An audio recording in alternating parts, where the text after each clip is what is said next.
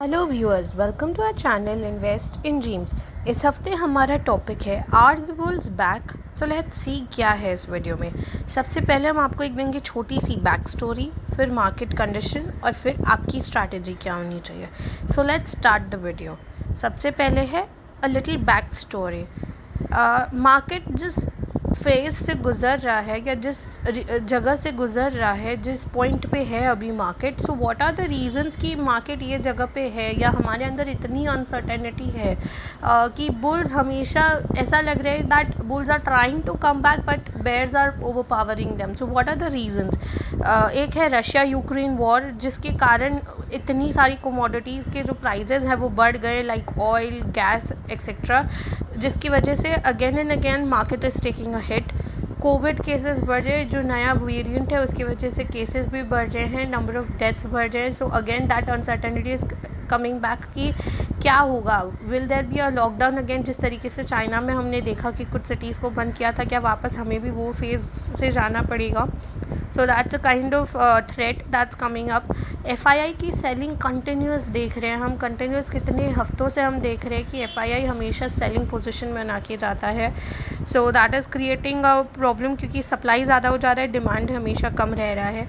Poor IPOs, इतने renowned IPOs जिन्होंने हमारा जो आना चाहिए था और जो अच्छा रिटर्न्स देना चाहिए था, उन सब ने इतना अंडर परफॉर्म किया है, जिसकी वजह से मार्केट अगेन वहाँ पे एक अनसर्टेनिटी आ जाता है कि हमारा जो रिटेलर का पैसा है that is going in when. Wealth erosion, the kind of wealth erosion market has seen, क्योंकि एक ही दिन में हम देखते 300 पॉइंट नीचे हो जाता है, फिर again there is a recovery and again a back down. तो उस वजह से जो अनसर्टेनिटी के साथ साथ वेल्थ इरोजन है, जिसके वजह से लिक्विडिटी में बहुत बड़ा अफेक्ट आ रहा है। That is one reason. Panic movement, हर बार हम देखते हैं कि कभी 200 पॉइंट्स पॉजिटिव है, फिर देखते हैं थोड़े 100 पॉइंट्स नेगेटिव हो जाता है। सो दीज थिंग्स, जो मूवमेंट है, ये दोनों ही तरफ के जो ट्रेड्स है उसे रॉन्ग प्रूफ कर देता है। ना हमारा सपोर्ट टिकता है, ना ऊपर की तरफ रेजिस्टेंस टिक पाता है। Next, unforeseen outcomes. जो भी हम देखते हैं कि अपकमिंग मूवमेंट्स है, जो या तो फेड रेट्स हो गया, या कभी कोई और वॉर आ गया, या कोई जियोपॉलिटिकल कंडीशंस दूसरी आ गई, हमें वो पता ही नहीं चल रहा है कि कौन से रीज़न की वजह से क्या हो रहा है, या कब कौन सा ऐसा इवेंट या अनाउंसमेंट हो जाएगा जिसकी वजह से या तो एक अच्छा सा अप स्पाइक या फिर एक बहुत बहुत ज़्यादा डीप डाउनसाइड देखने को मिल जाएगा। हाइक विद गैप्स, हम देख रहे हैं हर बार एक गैप अप हो रहा है या एक अप मूव भी आ रहा है, तो गैप के साथ आ रहा है और वो गैप रह जा रहा है, फिल नहीं हो रहा है, जिसके वजह से वापस वहाँ पे ऐसा लगता है कि शायद वो गैप फिल करने टेक्निकली इंडाइसेस या स्टॉक्स को वापस नीचे की तरफ एक मूव दिखाना पड़े। मार्केट कंडीशन अभी है क्या एग्जैक्टली? मार्केट का कंडीशन एक काफ़ी अच्छे करेक्शन के फेज़ से जाता है, उसके बाद एक कंसोलिडेशन फेज़ में एंटर करने की पॉसिबिलिटी रहती है। जब हम देखते हैं करेक्शन आ रहा है, दैट इज़ पेनफुल, बट उससे ज़्यादा पेनफुल होता है कंसोलिडेशन, जब मार्केट एक रेंज में फंस जाता है। So you are not able to make money either ways. Negative global cues, हर टाइम कुछ ना कुछ ग्लोबल क्यूज़ ऐसे आ जाते हैं जो नेगेटिव इम्पैक्ट देते हैं हमारी मार्केट्स को, या तो वहाँ के मार्केट्स करेक्ट कर रहे हैं, या तो उनका रेट्स बढ़ रहा है, what. Inflation hike all over the world, inflation has been a matter of concern for a long time now.